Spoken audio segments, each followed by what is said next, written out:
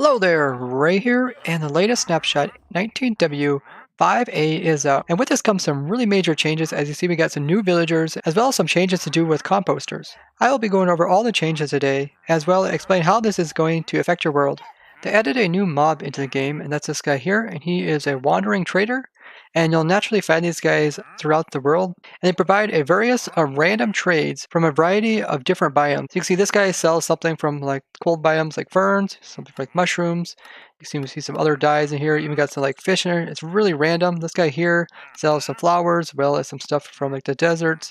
Some more flowers, as well podzol, which comes from like the mega taigas. And this guy's selling even glowstone and lily pads. But this guy's pretty crazy. This guy is selling bubble corals. So that means all coral blocks are now renewable. I notice they sell a lot of flowers as well as dyes. You even see blue ices here, so you don't have to craft that up. Now, the new traders will also be found with a wandering llama. This is a trader llama, and it has completely different decorations as the other ones that you find in the game. You can see their outfit is very similar to that of the traders. They got a lot of like hanging down jewelry, look like gilded or golded, different cloths, as well as a lot of decorations, and they can come in all the different colors as well as baby variations with all these decorations on them. And you can tame these type of llamas just like you tame any other type, and you can put carpets on these type of llamas as well. So if I just put like the red carpet on it, it'll look just like a normal llama that you have red on it. So the difference is that with these llamas, when you remove their carpets, they're still going to have this decoration on them. The cool thing about these llamas is when the pillagers try to come in, these llamas will actually come and try to protect the villagers. They'll start shooting spit at them, trying to kill the pillager. You can see all these llamas are shooting at this guy here. You can see how the normal llamas don't attack the pillagers or like the zombie, but these new trader llamas, they will like to attack both the pillagers and zombies. Although they're not very effective at killing the zombies, I think they should make the llamas more powerful so they can actually kill some of these mobs. Because man, that zombie, he's just destroying all these llamas. And maybe also stop friendly fire, because these guys just keep hitting each other. Now these trader llamas will also attack pigment zombies.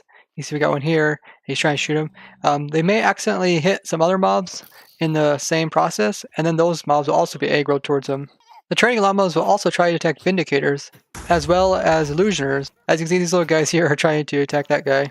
The llamas won't naturally go after the Ravager. Now, Ravager is the new name that they gave to the Illager beast, and it's kind of an appropriate name as it ravages the landscape as it goes through croplands. It can uproot them.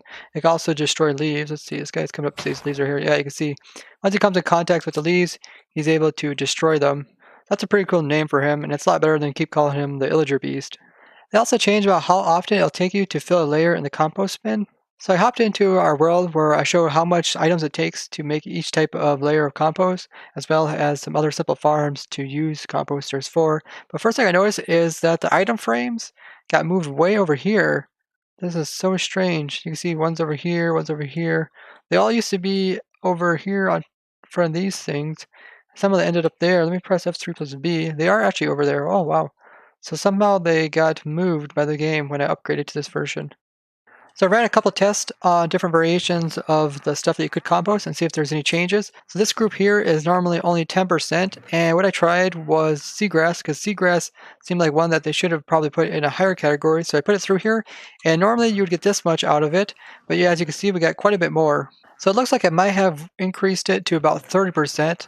In this category here, I went ahead and I tried cactus, wondering what they did with them, since cactus seems like a pretty common one to use. So I put it through here, and normally we would only get this much out of it, but as you see, we got a lot more. So it looks like cactus was moved from the 20% all the way up to the 50%. So I also went ahead and tried poppies. I put them through here, and this is what you normally should get, and we got this much. So it seems like poppies may be pretty much the same, might have increased a little bit.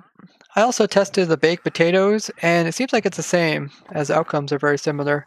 And this one here is the 100% ones, and I don't think they change any of these, because these I currently got some pumpkin pies in there, and they seem to be going through, and it looks like it's going to have about the same outcome.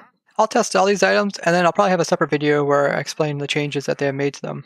Now at night, I didn't see any of these guys actually go inside of the houses. They just kept running around the outside of it. So they may need to tweak them a little bit so that way they at least know they can go inside at night and not get killed off by the zombies. The new wandering trader doesn't seem to update his trades or refresh them. So once you go ahead and buy them all out, then they just won't refresh. So they'll always be X'd out. So let's go ahead and go to the last one, which happens to be packed ice. Let's just buy some packed ice. You can see now it is X'd out. So now it's locked, so we can't buy anything else. We've traded each of the things, and they're all locked. So that might be a bug with these guys, because they don't unlock their trades, and they also don't add any new trades. So they always have the same amount of trades shown, and they don't increase any by trading them here. The amount of variety that these wandering traders sell is pretty extensive. You can see this one even sells an olive shell. And they'll sell stuff like coral blocks, sea pickles, lily pads, kelp. And they'll sell different variations of buckets of fish. Like this is a tropical fish. I'm kind of curious which one this will be. If they're all going to be the same or if they're going to be different. Because there's a lot of variations of tropical fish. So let's see what this one is. That's a white one and that's a different one. So I guess it's sort of like the one you get in the creative menu, so it's going to give you a random fish. That's pretty cool. That means it's probably possible to get all the different types of fish variations just by trading them rather than trying to get them out of the oceans. That's going to make collecting every variation of fish can be a lot easier on the Protect server. They also seem to sell all variations of the flowers as well as every dye color and all the different types of saplings. So this makes it really nice for you if you're trying to do like a skyblock thing. If you happen to make a large location and have one of these guys spawn in, you can get a lot of different types of blocks that you normally wouldn't be able to get in skyblock. You also can get things like sugarcane, vines, cactus and ferns, as well as brown and red mushrooms. And you get all different types of seeds from these guys as well. You also get mob loot, such as like gunpowder or like slime balls from these. So you don't even need to find like actual slime to get some slime balls. They also sell blue and packed ice. And they sell glowstone, which probably comes from the biome of the nether, which is kind of crazy. And pods is another one that's pretty cool to get. And they can sell pumpkins too. You notice they kind of make a different noise than that of a normal villager. You notice on their outfits, on the side, they have a chest. Right there, you can see there's a little chest on the side there. That is like a satchel. You can also see they got one on the back too. That looks like it could hold some stuff in it. They also add a breaking and placing sound for lanterns. Kind of sounds like a metallic tin sound. They fixed a couple bugs due to scaffolding. So they fixed the bug that you cannot place scaffolding inside of yourself.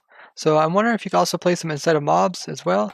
Yep, so that's pretty cool. That way you could place it where you're standing as well as like jump up. They fixed a bug that mobs couldn't pathfind through the scaffolding. So mobs should be able to see that they can walk through this. There you go, a cow just walked right through it without even thinking. As well as the bugs to do with items colliding with the scaffolding. I showed a kind of weird bug a long time ago to do scaffolding where you drop it on top of it and it would kind of bounce. So it seems like that's all correct, and there should be like another layer down here. Yep, looks like it's colliding with it properly. I guess stuff can bump up against these sides. Nope, looks like stuff can go. Well, let's throw different type of items through there. Yeah, it looks like items can go through the legs of it. So maybe just the top and the bottom which collide with entities. I guess it's kind of similar to players. Players really don't collide with the sides, but they can also walk through it too. So yeah, it's kind of a unique block in that way. I think that's what makes scaffolding so useful in a lot of circumstances. Like anytime they give blocks that have a bunch of unique properties, it makes it very useful to add into different situations. They also fix a bug to do with fences connecting to scaffolding and other similar blocks. They also did some bug fixes to do with the end dimension and like that dragon as well as ender crystals that just all came up during the snapshots. Like I said, this is a pretty big update to do with the villagers, especially being able to get so many different types of items from them that are going to be renewable. Now, the developers are asking for your opinions on the new trades, and what do you guys think of them? But I think it's really cool that maybe even Skyblock players could possibly get one of these guys to spawn on their spot, and they could get a lot of different types of items. And this also means, like, early game people, if you don't technically have some of the stuff nearby, you can always trade it with one of these villagers, though it's kind of expensive, seeing that it costs a bunch of emeralds. But like, if you just need one cactus or one tree to start your tree farm, it's a great place to grab one tree and then start up your own farm. It seems like the composters have also been buffed, so that way the players can get a lot more out of their items, which I'm really happy about, as they were kind of like maybe an early game thing, only for somebody who really has a lot of extra junk to put into these things. So I'll definitely be doing a video going over the composters in more detail, as well as the wandering villagers. I'd love to thank you guys for watching, and if you guys did find this video interesting, be sure to give it a like as well as to share it with others. And if you'd like to see more crazy stuff that comes out in the future snapshots, be sure to go ahead and subscribe and hit that bell button to get notifications. And as always, I wonder what you guys think of this snapshot. Tell me what you guys think all down in the comments. Bye-bye!